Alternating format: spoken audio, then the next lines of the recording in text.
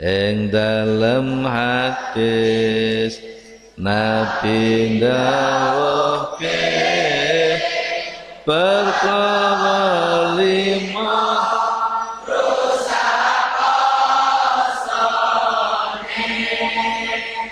omong kang krana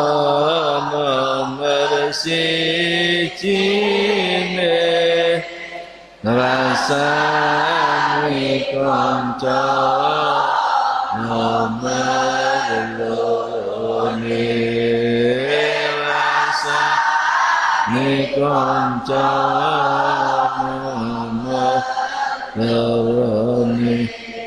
seneng atu nomor telune sumpah kang palsu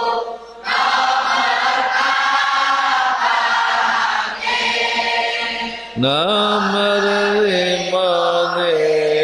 nyawang mripate kandhate ake pangisawake kandhate ake pangisawake